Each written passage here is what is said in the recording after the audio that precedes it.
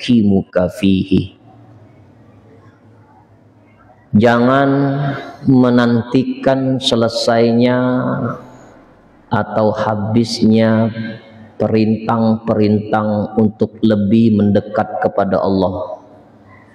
Sebab yang demikian itu akan memutuskan engkau dari kewajiban menunaikan hak terhadap apa yang Allah telah menundukkan engkau di dalamnya.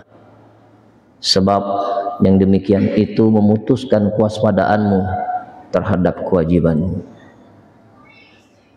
Nah, jadi janganlah menantikan habisnya penghalang atau perintang-perintang yang akan menghalangi diri kita dekat kepada Allah. Sebab apabila itu menjadi penghalang kita untuk dekat kepada Allah, menandakan terputusnya kewajiban kita menunaikan hak Allah, bahkan memutuskan kewajiban kita untuk mengabdi kepada Allah. Jadi kedudukan-kedudukan yang Allah dudukkan pada diri kita itu, kita harus benar-benar meneliti apakah kedudukan yang Allah tempatkan pada diri kita itu direstui atau diridhoi oleh Allah atau tidak. Misal kita ini didudukkan oleh Allah sebagai pedagang.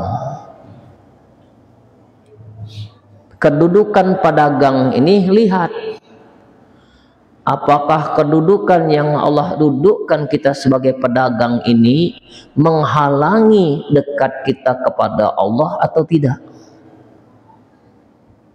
Kalau kedudukan berdagang ini bisa melalaikan kita kepada Allah, sholat tinggal, majelis taklim tak pernah hadir, wirid tak pernah, itu yang menjadi kita makin jauh kepada Allah, maka minta kepada Allah agar dipindahkan pada kedudukan yang lain. Kenapa kedudukan pedagang ini tidak menggiring kita untuk dekat kepada Allah, malah sebaliknya melalaikan kita kepada Allah? Berarti tempat kedudukan sebagai pedagang ini tidak diridhoi. Nyambung tidak nih? Tapi kalau pedagang ini tidak membuat kita jadi lemah untuk beribadah, tidak membuat kita lalai dalam ibadah, tidak membuat kita jadi berkurang wiridnya atau zikirnya, tidak membuat kita jadi malas pengajian, jangan pindah. Berarti kedudukan kita sebagai pedagang ini tidak membuat kita lalai kepada Allah, jangan minta pindah, mantap-mantaplah di situ. Nah, maka perlu teliti diri ini. Jangan sampai nanti kita mengira bahwa kita dikasih kelapangan di dunia ini, kita mengira bahwa Allah itu sedang meridhoi atau suka sama kita. Belum tentu. Atau mungkin kita jadi pejabat. Nah, lihat jabatan itu. Kalau jabatan itu memaksa kita untuk zolim, memaksa kita untuk jauh dari Allah, berhenti jadi pejabat. Berhenti. Kenapa? Jabatan itu tidak membawa kita untuk dekat kepada Allah, berarti jabatan itu tandanya Allah tidak meridhoi kau jadi pejabat. Tapi biasanya jarang orang mau berhenti jadi pejabat itu. Tak peduli dia mau dekat dengan Allah, mau jauh dengan Allah, yang penting duit dapat.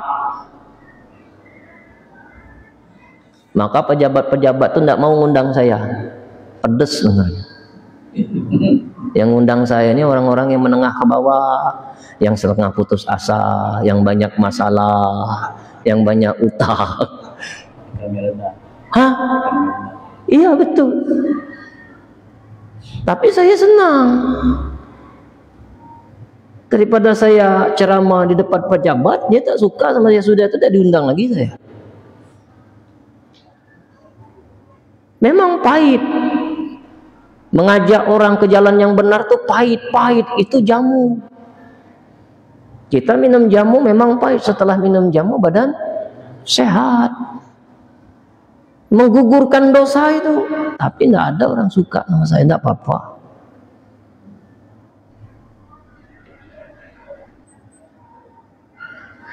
Nah, lalu bagaimana supaya makom-makom yang Allah dudukkan itu akan bisa membuat kita itu diridhoi oleh Allah? Yang pertama, kita harus punya sifat muraqabah.